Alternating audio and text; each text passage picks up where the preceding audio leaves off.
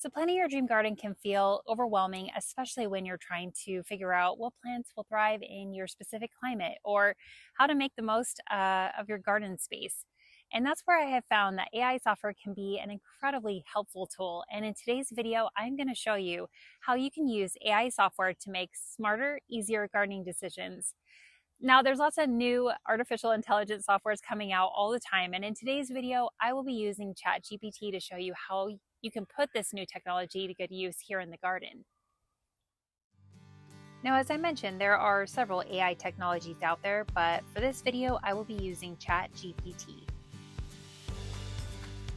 ChatGPT is like having a gardening assistant right at your fingertips. You can ask it questions like, what plants grow well in hot, dry climates like Arizona's Zone 9B? Which vegetables are best for small container gardens? What flowers attract pollinators? And it'll give you tailored suggestions almost instantly. Of course, it isn't always perfect, and it's always good to double check with local resources like extension offices or gardening groups for your area.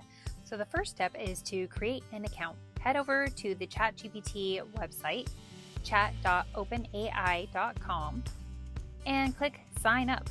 You can use an email address or a login with your Google or Microsoft account.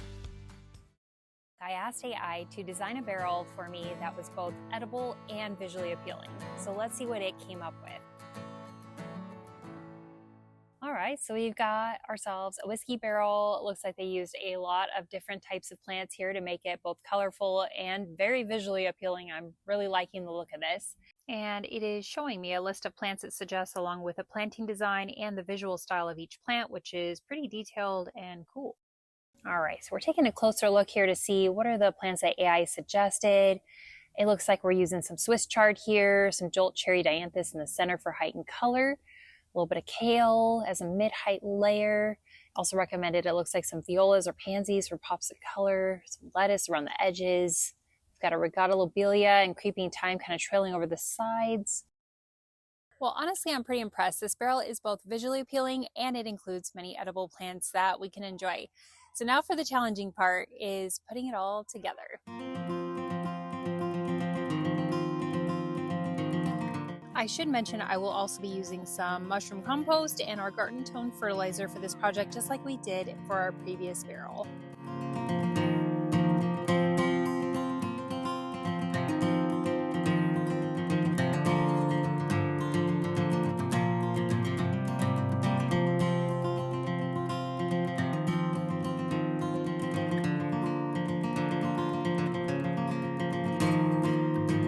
I'm going to admit that when I first started and asked for this design, I didn't mention things like desert conditions or pest control or even feeding schedules, but despite that, AI gave me a great starting point, and this is perfect if you're new to gardening and need some inspiration or if you just want to think outside the box.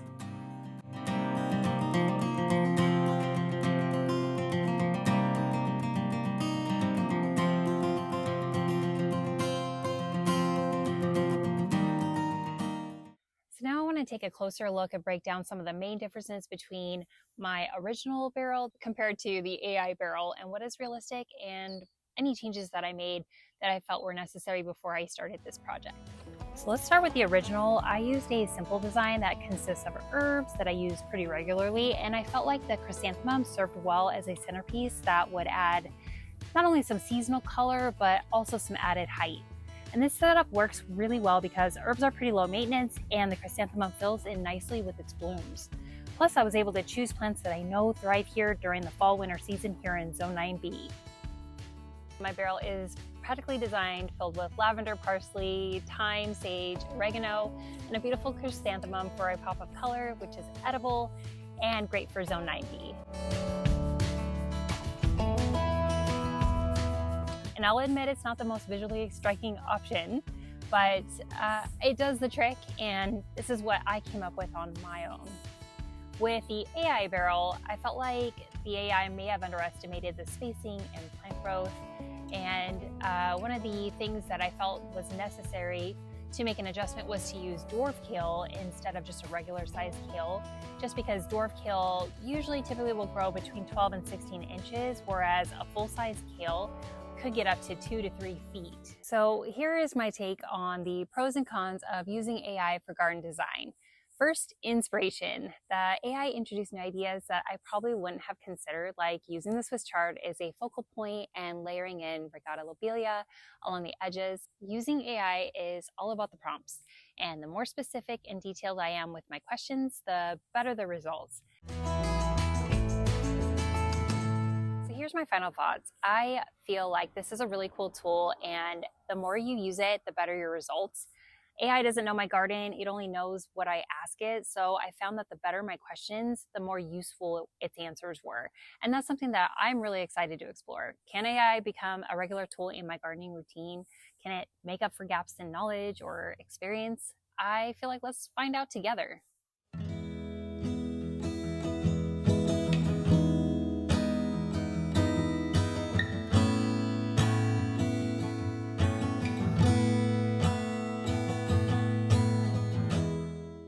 AI did a pretty spectacular job of designing this barrel. I am really happy with the end result, and only time will tell as these plants continue to grow and mature. Are we going to run into any issues as far as spacing? Possibly, but I designed it to the best of my ability to make it as close to the picture of our AI as possible. So I will be sure to keep you posted, and be sure to look for that coming up in the next few weeks. I'm going to continue testing AI tools for designing garden beds, planters, planning care schedules. I'll also be researching how to write better prompts in order to get more specific, actionable advice. And it'd be awesome if you guys want to get involved. What would you ask AI about your gardens? Drop your ideas in the comments below. I would love to hear from you. Well, as always, if you like this video, be sure to hit that like button. And if you're new to our channel, be sure to subscribe so you get notified of new videos coming out. I hope you guys really like this video, and again, leave a comment in the section below. We would love to hear from you. I hope to see you again on the next one. Bye.